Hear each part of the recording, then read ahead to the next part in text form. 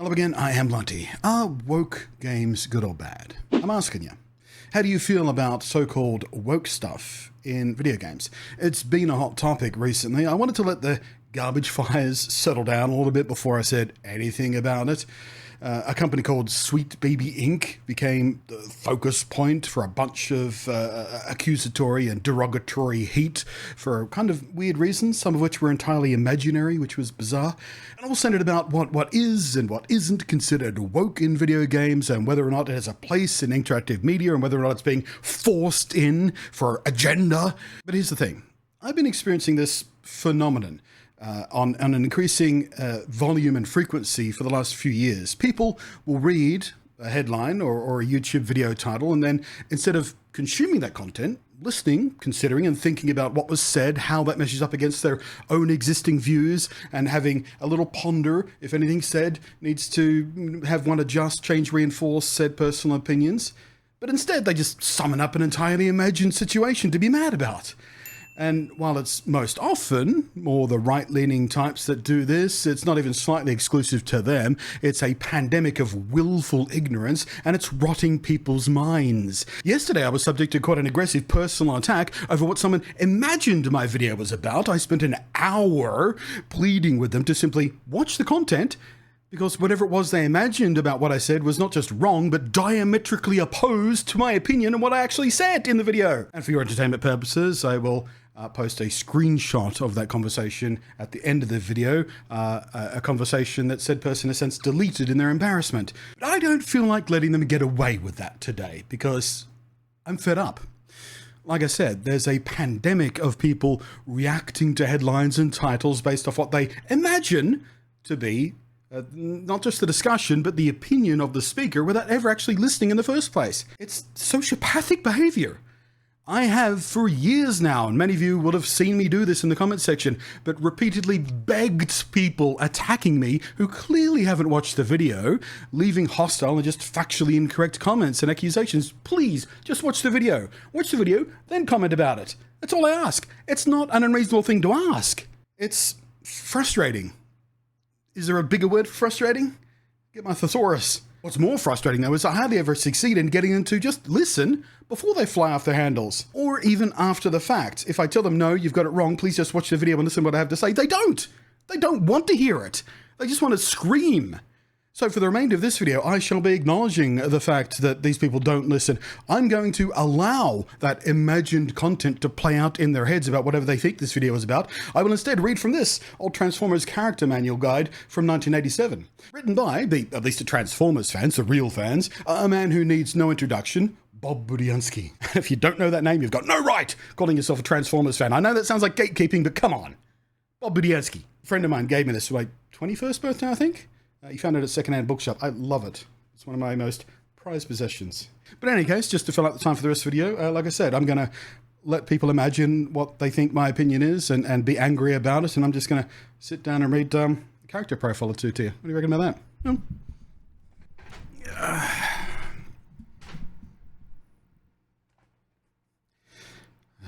Give me a sec.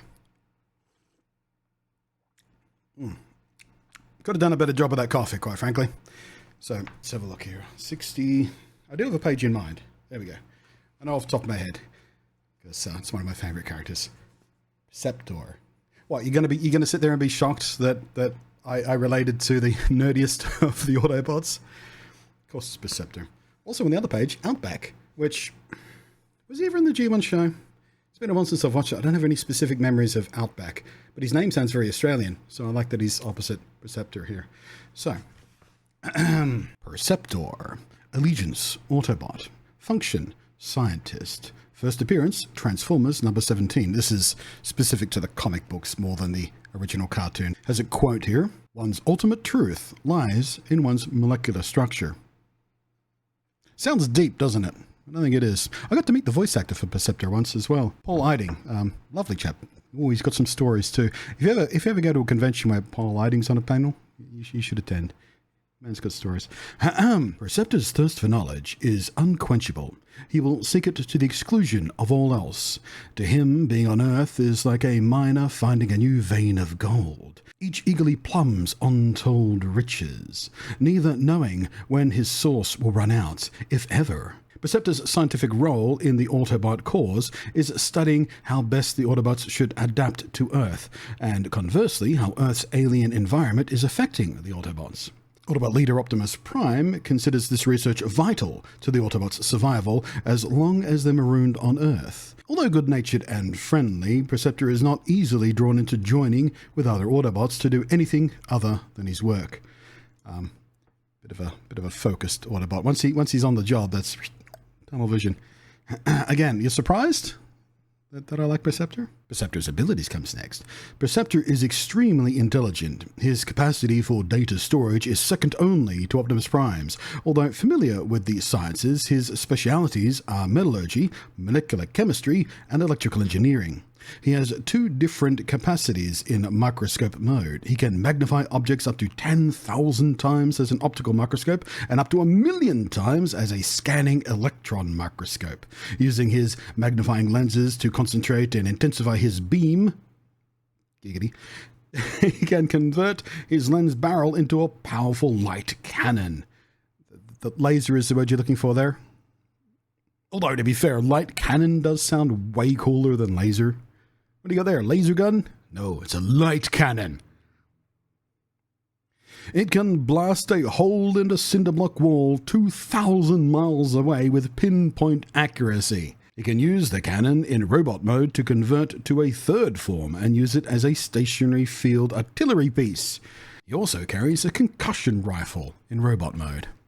So, laser cannon, artillery, concussion rifle, scientist, nerd, possibly a little bit autistically coded, depending on who's writing him at the time. Again, are you surprised? Weaknesses. If he were human, Perceptor might be called absent-minded, since he is rarely aware of anything but the work in front of him. Now, that's not absent-mindedness, that's focus. All right, that's concentration. Not like he's deliberately forgetting everything else, he's deciding to ignore it so he can get on with the job. Absent-minded. That's just rude. Where was I? He actually forgets at times that he is involved in a rampaging war. I don't know if he forgets. I think he likes to just not think about that too much because he's a scientist and war doesn't come naturally to him. And as a result is sometimes a causality of it. That's a bit blamey, isn't it? It's his fault the war going on because he wasn't paying attention to it. Jeez. His magnifying lenses, although resistant to cracking, are nevertheless the weak link in his makeup. Any problems with them not only can bring his work to a halt, but can also considerably reduce his offensive capabilities. Perceptor. Maybe I should do this for all my videos from now on. Just the first part, just setting out concept, and then just acknowledging that nobody cares what I actually have to say. Ooh, Jetfire. Oh, there's some good stories about Jetfire. Any Robotech fans in the audience? I think I've talked about that before in a video. Actually, I did when I built a Robotech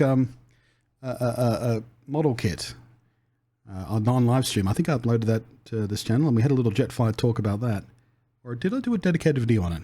God, I don't remember. Thousands of videos, man. It's hard to remember what I did and didn't do. What I just thought about doing. Sorry. I forgot there was a transformer called Drag Strip. That's a bit woke. Drag Transformer? Woo! Anyway, thanks for watching. If you did, we'll end with that screenshot of that ridiculous person who accused me of being a bigot and a hater for something I was actually arguing for instead of against.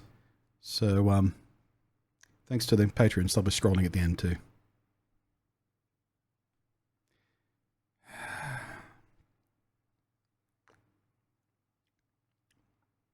Actually, no, it's cool, but it's not bad.